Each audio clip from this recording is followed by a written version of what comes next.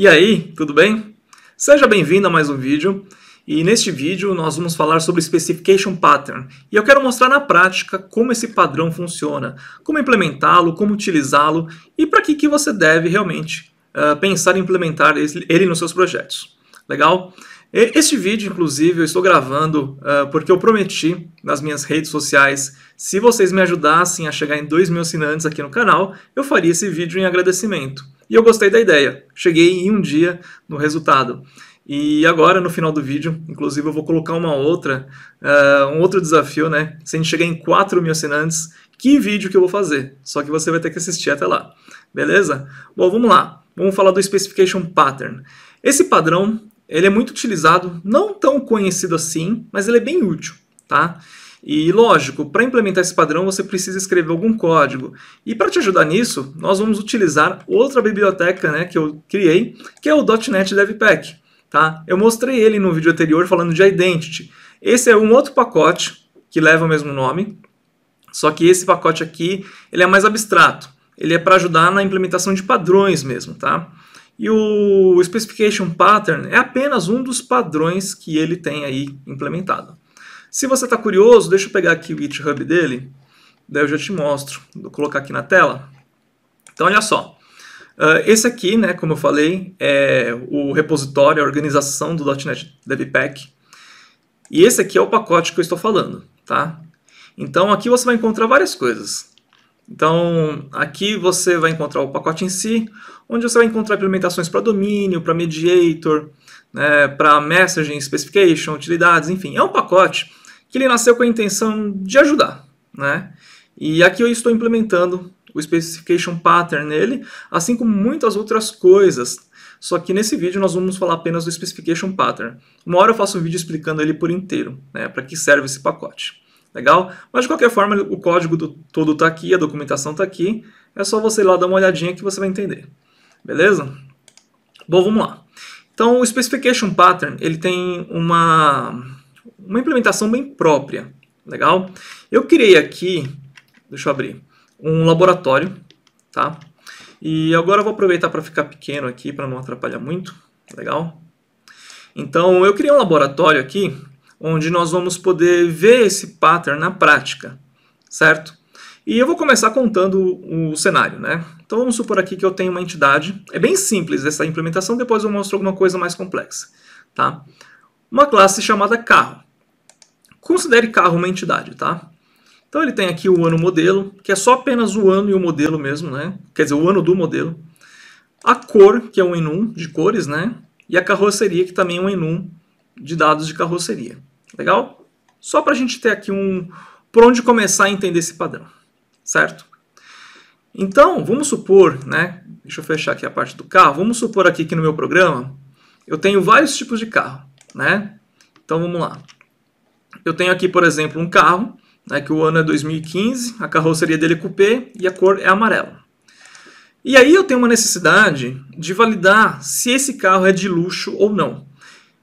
Quem vai determinar se o carro é de luxo é a regra de negócio, tá? Então eu tenho um método aqui, ó, validar se carro é de luxo, beleza? Bom, aí eu vou receber o carro, vou validar se o ano modelo dele foi menor do que 2018, é falso. Se ele for diferente de sedã, é falso. Se ele for diferente de preto, falso. Só retorno true, então, se essas três características me atenderem. E esse aqui é o código mais simples que você pode ter, falando de validação. É um monte de if. Não fica legal, tá? Toda vez que você precisar descobrir se o carro é de luxo, você vai ter que trabalhar em cima desses ifs. Toda vez que mudar essa regra, você vai ter que colocar if a mais, if a menos, enfim.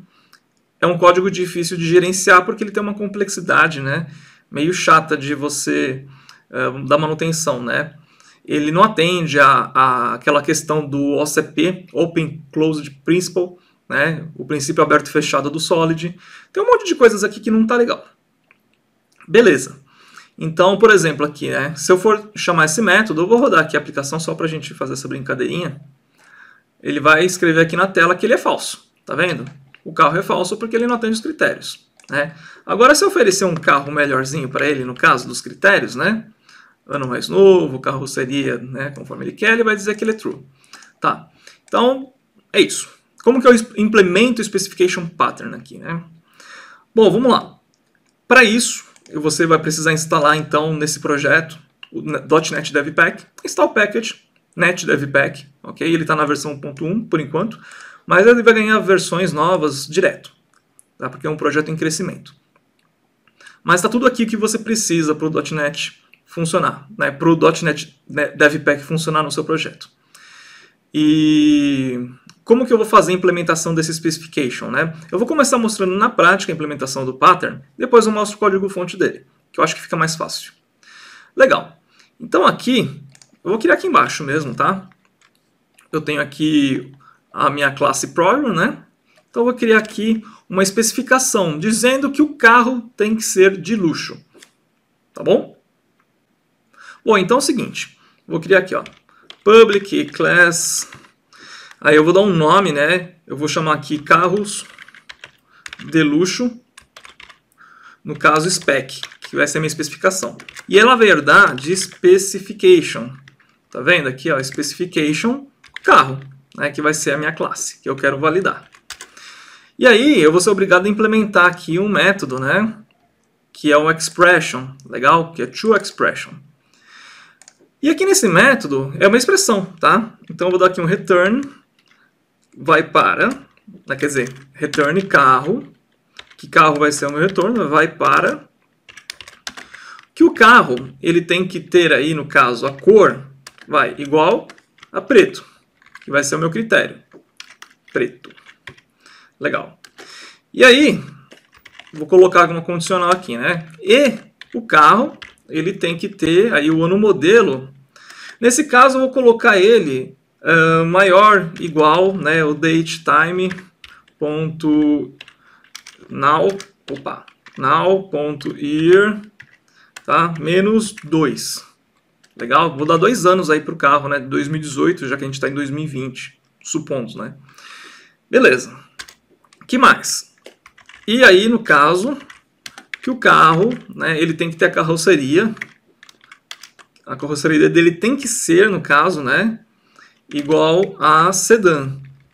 Vamos falar que um carro de luxo, então, ele tem que ser preto, né, tem que ter aí 2 anos no máximo, né, de modelo, né, de lançamento, e a carroceria dele tem que ser sedã, tá? Uma vez que eu criei, então, essa especificação, eu posso utilizá-la aqui no lugar desse método, tá? Então eu vou copiar esse método aqui, ó, vou comentar ele. Vou colocar ele aqui embaixo, só que agora eu vou retornar a minha especificação. Return. Aí eu vou criar aqui, ó, new carro de luxo spec. Legal? Ponto. E satisfied by, quer dizer, ele está satisfeito, né, com as condições que eu passei, passando aqui o meu elemento, né, que é a classe que ele está trabalhando em cima, que é o carro. Certo? Então, com o mesmo carro que ele deu true, né, eu vou resolver novamente aqui, vou executar true. Legal? Então o resultado está vindo. Beleza. Então quer dizer que está funcionando. Vou passar o outro carro aqui só para a gente ver aqui, né, no nosso playground se está funcionando, né? Ó, false. Tá? Ok. Então, para você ter uma ideia, né, de como que implementa essa especificação.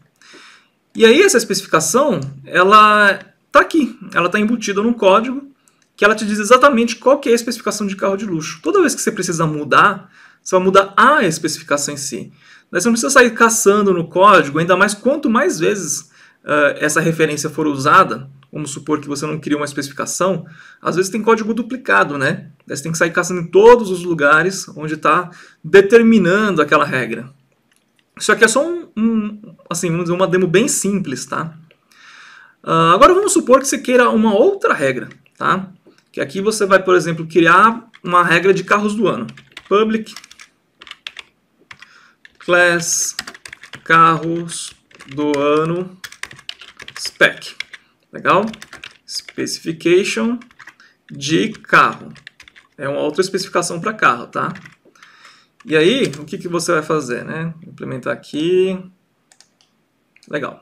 E aí nós vamos dizer que para ser carro do ano, então, no caso, então vai return carro, onde vai para o carro, ponto ano modelo, tem que ser maior ou igual, né, o datetime.now.year, né, porque tem ano que a gente vai, por exemplo, tá em 2020, mas já tem carro do modelo 2021. Tá? Então é maior ou igual, né, modelo. Em determinadas situações, né, você está validando aqui, mas de repente você quer adicionar uma segunda especificação. E aqui você pode, tá? Então, por exemplo, onde você tem aqui o carro de luxo spec, certo? Você pode vir aqui, ó, end, legal? New, carro do ano spec. Agora você está dizendo, tem que ser de luxo e tem que ser do ano, legal? No entanto, que se eu rodar aqui, né, para esse carro que estava dando true, né, antes como carro de luxo, né? Agora ele não vai dar mais, certo? Ó, false. Legal? Por que deu false? Porque agora, além de tudo, eu estou exigindo que o ano seja o ano atual. Então, quando você adiciona aqui as regras, né? Você pode fazer várias combinações, certo? Então, lógico, você não precisa declarar ela assim. Você pode declarar a especificação e fazer depois uma combinação de várias, né? Você poderia utilizar o OR, quer dizer, uma coisa ou outra, certo? Quer dizer, ou ele é de luxo, porque está atendendo a essa especificação aqui, ou ele é do ano atual. Já serviria. Bacana? Ou você pode até usar o not, né? O not aqui, opa, vamos lá, not, ok? E na verdade o not ele não é implementado assim, né? Na verdade ele end, certo? Ponto not. É assim. Na verdade, você está negando aqui a especificação. Você está falando o contrário, né? Então tem que ser de luxo e, né, seria o end also, né? E não pode ser do ano. Ok, né? São combinações que você pode fazer. E tudo isso está dentro daquele pacote, né, que eu criei. Legal? E você pode usar para esses fins. Beleza, então aqui você já teve uma ideia, né, do que é o Specification Pattern. Eu quero conversar um pouco sobre algumas vantagens e desvantagens, né? Então quais são os prós do Specification Pattern? Legal? Ele, como está aqui, né, ele é mais simples de manter. Então ele deixa o código mais simples de manter. Porque uma vez que você especifica, né, um trecho de código, uma classe, que está dizendo exatamente aquilo como que deve ser, você deixa um código mais simples de manter, mais reaproveitamento de código, que você vai usar aquela mesma especificação em todos os lugares, mais expressividade nas regras de negócio, porque você, por exemplo, você viu lá, né, nós criamos uma especificação dizendo que o carro tem que ser de luxo, o carro tem que ser do ano. Então você tem uma boa expressividade no nome das suas regras, melhor testabilidade, porque você pode facilmente testar aqui esse código que não tem problema, ele é fácil, ele é testável, legal? E é isso. Tem muitas vantagens em utilizar então o Specification Pattern, certo? Legal. Quais são os contras? Bom, é um pouco verboso escrever uma classe para cada tipo de regra, né? Então, você vai ter que escrever uma classe para cada especificação, não tem jeito, não tem como validar várias regras numa única spec, porque de repente essas regras elas são, vamos dizer assim, maleáveis, né? Então, quando uma regra combina com outra, dá, né, uma outra regra de negócio, né? Então, depende do que você está fazendo. É um pouco verboso, mas até então, esse código você vai ter que escrever de qualquer jeito. É complicado retornar mensagens personalizadas em especificações compostas, né? Então, vamos dizer assim, que o carro ele tem que ser de luxo e tem que ser do ano.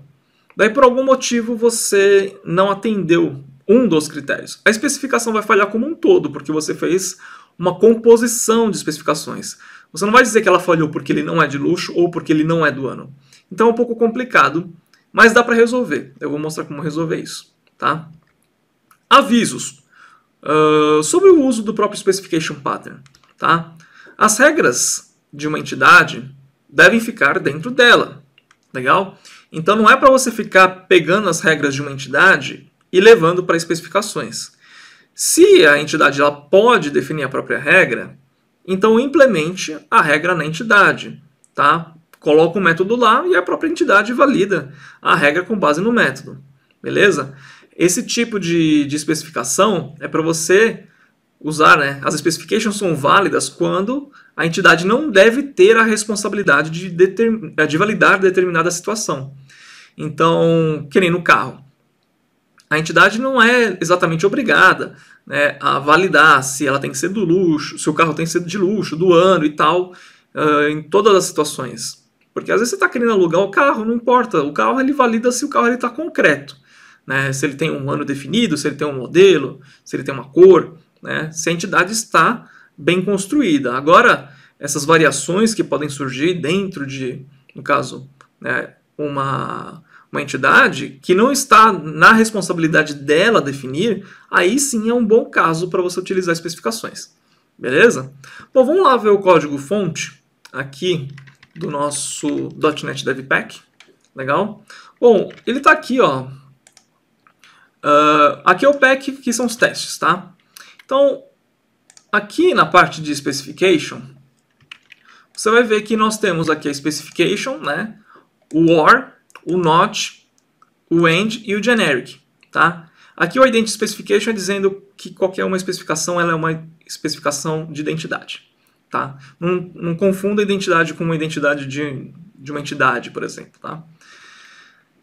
A especificação, né, a classe que realmente você herda é essa aqui, legal? Então ela tem aquele método, né, o isSatisfiedBy, só que ela não trabalha com uma condição booleana apenas, né? Ela trabalha com uma expressão, porque você pode montar uma expressão mais complexa aqui, legal? Então você vai trabalhar com predicados aqui.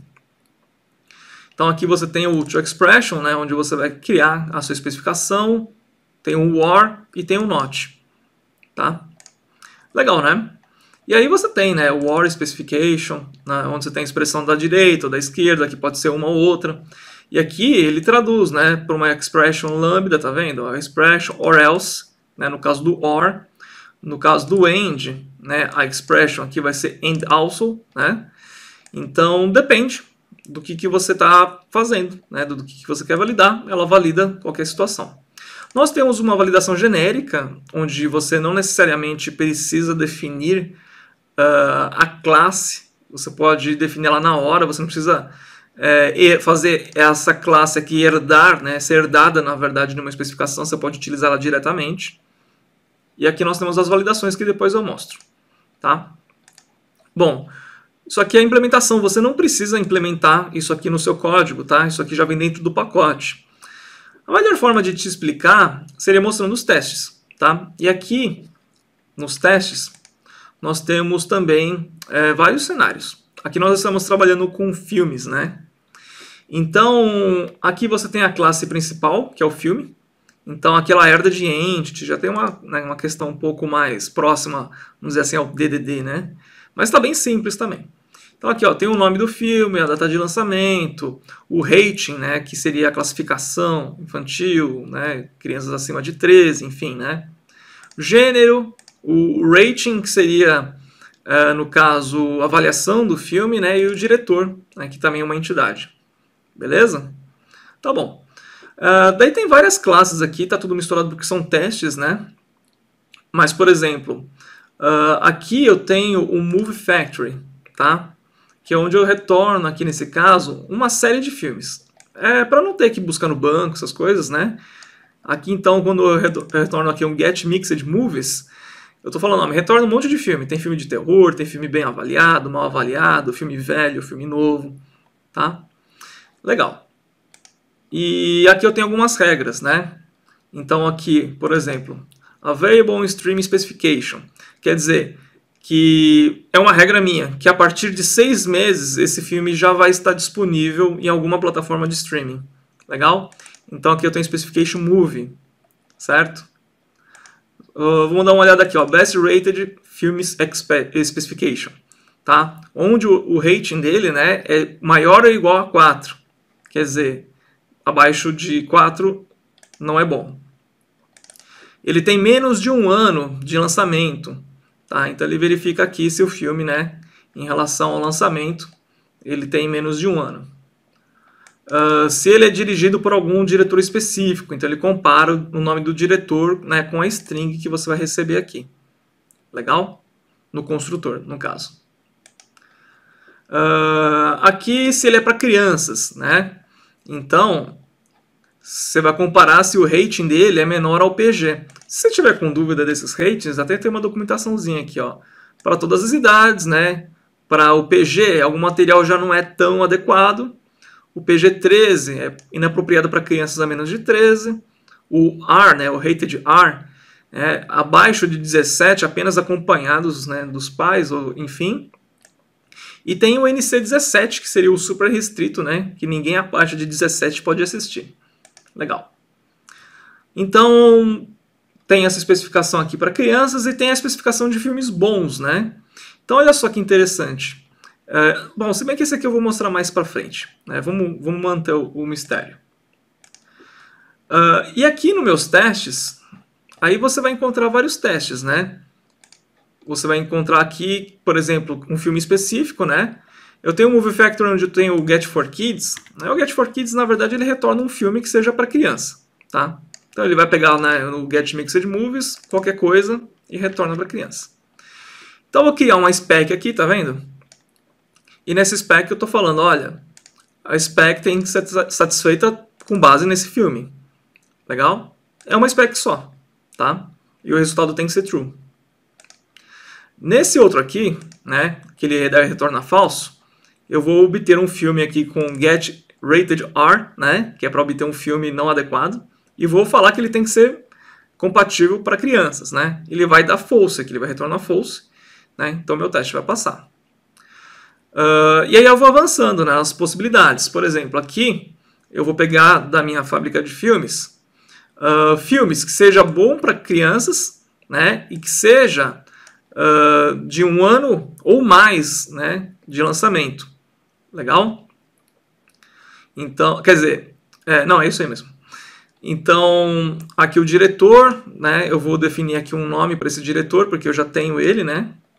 E aí eu vou montar, tá vendo? Ó, ele tem que ser para crianças, né? Ele tem que ser dirigido por um diretor específico, que eu já peguei o nome, como se fosse um mock, né? E ele tem que ser, ele tem que estar disponível já numa plataforma de streaming, por isso que ele tem que ter 1 ano ou mais. Legal? Então aqui aqui é a parte legal, né? Eu vou montar essa especificação. Kid Spec, né? Eu vou criar aqui o Movie Spec, que vai ser uma especificação global, né? Kid Spec and Dir Spec and DVD Spec. No caso, DVD aqui está errado, tá? Seria para streaming. É só a variável que está com o nome errado. Então ele vai montar uma especificação que é uma composição de 3 especificações. Ok? E aí eu vou passar o movie aqui, ó, se ele está satisfeito, e ele tem que resultar true, porque eu já fiz uma seleção já esperando esse resultado. Legal, né? O OR. Então, no caso aqui do OR, ele tem que ser para crianças ou best rates, né? Então, eu estou colocando um OR aqui na minha seleção. Então, nesse caso, eu tenho as 2 especificações e eu estou falando, ó, para crianças ou tem que ser bem avaliado, tanto faz, tá? Então, aqui eu vou comparar, né? Se, no caso... tem um detalhe aqui, esse aqui é bacana. A especificação não está para validar um filme, e sim para fazer um filtro, tá? Então, olha só que interessante que eu fiz aqui. Movie Factory Get Mixed Movies, que seria uma consulta link, né? Uma consulta no Entity Framework, sei lá. Where, aí eu passo a minha especificação. Que essa minha especificação ela é um predicado, tá? Então eu posso usar a minha especificação para fazer um filtro nos filmes. Legal, né? Então nesse teste o que eu estou fazendo? Eu estou fazendo um filtro manual, que seria sem a minha especificação. E eu estou pegando o count dele, no caso, né? E fazendo a mesma validação, só que agora com a minha spec no lugar do predicado. E aí eu estou comparando se o count dos 2 é iguais, né? Tem que vir o mesmo resultado de filmes, tá? Então com esse specification pattern você pode utilizar ele para fazer aqui a validação, né, de uma especificação dentro de uma pesquisa, né? Dentro de um iQueryable, por exemplo. Bacana, né? Enfim, então esse aqui é um filtro que a gente usa no caso de filtro. Daí tem um notch, legal? Então, por exemplo, você quer um filme bom, só que não pode ser para criança, tá? Você quer um filme de adulto.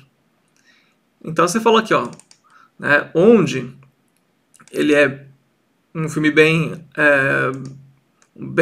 avaliado e kidspec.not. Não pode ser para crianças, tá? Então ele faz a negação. Você não precisa criar uma outra especificação dizendo, olha, não pode ser para criança. Você simplesmente nega a especificação de criança. Ok? E aqui você faz a mesma coisa, você passa com um filtro, tá? E ele vai filtrar filmes que sejam bem avaliados e que não sejam para crianças. Bom, no outro teste a gente tem uma especificação genérica. Então aqui você vê que eu crio uma instância de Generic Specification para filme e eu passo a expressão dentro dela. Esse tipo de especificação genérica não é tão ideal, tá? Mas às vezes, se você quer criar uma especificação genérica para uma situação específica e adequada, e você pode fazer um AND, um OR com outras especificações, até aí tudo bem, tá? Ainda é válido. Mas a minha recomendação é que você não use assim, especificações genéricas, principalmente quando você tem aí uma expressividade que você pode definir com um nome, criar uma classe específica, né? Mas enfim, né? Então aqui você tem o teste de uma especificação genérica. Legal? Bom, então você viu aí as possibilidades, né? Você pode usar a especificação tanto para validar uma classe dentro de critérios específicos, quanto filtrar uma lista dessa classe, né? No caso que nem a gente viu aqui, que você usa, né, a própria especificação, certo? Para fazer aqui o filtro no AR. Legal? É também uma grande vantagem, porque uma vez que você tem a especificação escrita, você não precisa ficar reescrevendo esse código em vários lugares. Você reaproveita o mesmo código, é fácil de testar, é fácil de dar manutenção. Então imagina que de vez em quando alguma coisa acontece que a sua regra muda. Né? Muda conforme o mercado, conforme as leis mudam, sei lá. Você vai lá na especificação e coloca, né, um ajuste, ou você cria uma outra especificação que faz um end com a anterior, e aí você vai compondo. Tá? Isso é bem legal. E aí, beleza, agora vem uma parte que eu falei que ia ficar para o final, né? Um bônus. Isso já não faz parte do Specification Pattern, tá? Foi eu que implementei. Lembra quando eu falei que é difícil retornar mensagens de validações compostas e tudo mais? Você pode validar N especificações e retornar mensagem customizada para cada erro. Só que para isso é uma outra abordagem, tá? Eu vou mostrar aqui a implementação. Deixa eu fechar tudo aqui. Eu vou mostrar a primeira implementação dos próprios testes, tá? Então, olha só, com base ainda nos filmes, legal? Eu criei uma especificação, né, no caso, na verdade isso aqui não é nem uma especificação, é uma validação, tá? Filmes novos, ok? Bons e para crianças, tá? É uma validação. Então, dá para entender que eu tenho 3 especificações lá dentro, né? Só que eu quero que nesse caso, no caso é quando ela falhe, né? Que eu tenha exatamente os erros, né? Ó, esse filme, né? Foi lançado há mais de um ano atrás. Esse filme não é para criança. Esse filme não é bem avaliado. Quer dizer, quando as minhas especificações falharem, elas vão falhar e vão soltar uma mensagem específica para cada uma delas. Legal, né? Só que você não vai poder usar composição. É uma espécie de composição, só que diferente. Olha só o que você vai fazer. Você vai montar essa validação aqui. Existe uma outra classe então lá no pacote chamada Spec Validator, que você também vai passar a classe de referência, e aí todas as especificações vão ter que ser sobre essa classe. E aí no construtor, quando você herda aqui do Spec Validator, você monta o construtor, né? Você declara as suas especificações aqui, né, conforme você pode ver. E aí você vai adicionando na própria classe base aqui as especificações, tá vendo? Então aqui você vai adicionar com um nome específico, que é um índice, né? Uma regra, que é uma regra do filme. Uma regra do filme diz, entenda como se fosse uma especificação. Só não é uma especificação porque uma especificação apenas retorna um true ou false. E essa regra, retorna a mensagem, tá? Então aqui, para cada especificação que falhar, você vai ter uma mensagem específica. Legal? E aí como que você vai fazer para validar, né? Nesse caso, você vai pegar a instância dessa validação e vai dar um validate, certo? Eu vou colocar um breakpoint aqui e aonde eu tenho aqui a parte de testes, tá? eu vou pegar o meu Test Explorer aqui, vou colocar para ele fazer um debug. Só deixa eu grudar ele aqui, que ele deveria estar aqui, mas não... Opa! Vai para lá. Pronto. Aqui eu vou organizar também por traits para você poder ver melhor os testes, tá vendo? Então, aqui, na verdade, ele já está, né, organizado por traits, tá? Então aqui nós temos os specs, né, os testes das specs e as validações, tá? Então vamos lá, eu vou colocar aqui para ele debugar. A gente vai acompanhar esse código aqui passo a passo. Ele vai criar a instância, né, dessas validações, certo? Então aqui, olha só, ele tem uma instância, né? Essa instância aqui tem as validações e tudo mais, tá? Então, o que eu vou fazer? Na hora do validate, né, ele vai entrar dentro desse spec validator, tá? E ele vai pegar todas as validações e vai fazer um for, tá? Para cada validação, ele vai adicionar um objeto de falha, né? Que é um validation failure, né? E aí ele vai de uma em uma adicionando. Legal? Então, conforme as especificações forem falhando, ele vai adicionando. E aí ele vai retornar um validation result. Só que esse validation result aqui, olha só que legal. Ele tem a propriedade. Vou tentar aproximar com o mouse aqui. Vamos tentar de novo. Vamos ver se funciona. Fica ruim de dar o zoom. Mas vamos lá. Ele tem aqui o isValid, tá? Ele tem um count com as 3 mensagens de erro. Legal? E é isso, né? E o mais legal é que esse validation result, na verdade, ele utiliza o validation result do próprio Fluent Validation. Por que eu resolvi usar o Fluent Validation por baixo? Porque muitas aplicações utilizam Fluent Validation. Acho que você também utiliza o Fluent Validation. Então, ao invés de criar um objeto de retorno de validação, que é um objeto X, né, desconhecido para a sua aplicação, eu estou retornando um validation result do Fluent Validation para que você possa aproveitar esse objeto, que provavelmente também é conhecido na sua aplicação, e adicionar ele na sua lista de validações, enfim, tá? Isso aqui, como eu falei, é um bônus, não faz parte da Specification Pattern. E se você quiser implementar com outro objeto, você pode pegar o código-fonte e fazer a sua implementação também. Beleza? Isso aqui está aberto, né?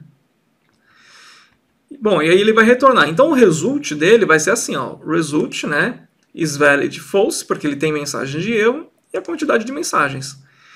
Então quando você quiser montar, né, uma especificação, na verdade um conjunto de especificações, e essas especificações, no caso, tiverem que ter uma mensagem específica para cada uma que falhar, então você quer validar 10 cenários específicos de uma vez só que quando eles falharem, você não pode retornar simplesmente um false. Você tem que falar, olha, falhou por isso, por isso, por isso, por isso. Aí você pode usar esse validation, né? Você constrói uma classe, né? Você coloca aqui a herança do spec validator, coloca todas as suas validações, quer dizer, suas especificações lá dentro e manda para dentro, né? Faz um add aqui e pronto.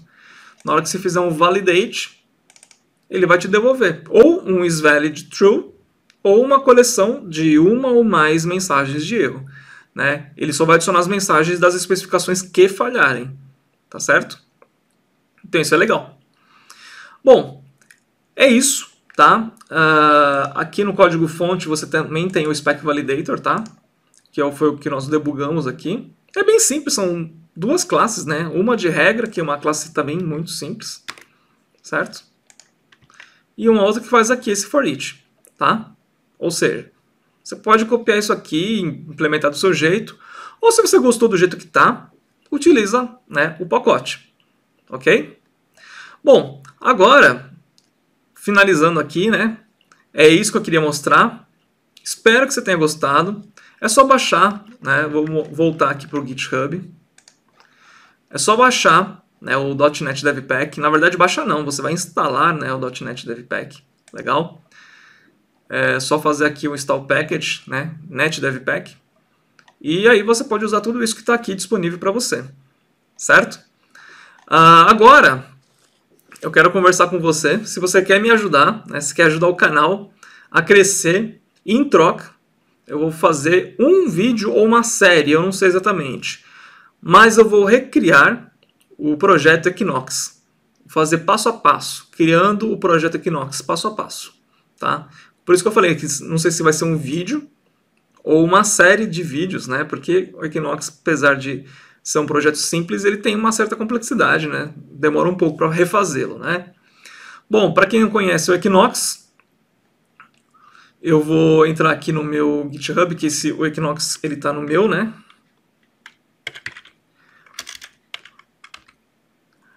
Equinox. Então, o projeto Equinox, esse aqui, tá? Eu vou deixar o link aqui no vídeo, mas ele está, inclusive, chegando quase em 4.000 estrelas, quase, quer dizer, 1.000 e tantos forks. É um projeto bem conhecido na internet, no GitHub, né? Tem muita gente de fora que consome esse projeto, se baseia nesse projeto. Inclusive pessoas bem conhecidas, né, da área de desenvolvimento. Então é um projeto bacana que vai ganhar nova versão em breve. Mas eu vou fazer então uma série mostrando como executar, né, o Equinox passo a passo, como produzir, né, passo a passo, desde o File New Project até a entrega, inclusive utilizando esses pacotes aqui que nós estamos, né, que eu estou apresentando para você no canal, que é o .NET Dev Pack, tanto quanto para domínio, validações, quanto para identity e tudo mais. Legal? Então vamos lá. 4.000 assinantes, estamos em 2, né? Se chegar a 4.000 assinantes, pode esperar que vai ter vídeo. Legal? Bom, então é isso. E até o próximo vídeo. Muito obrigado.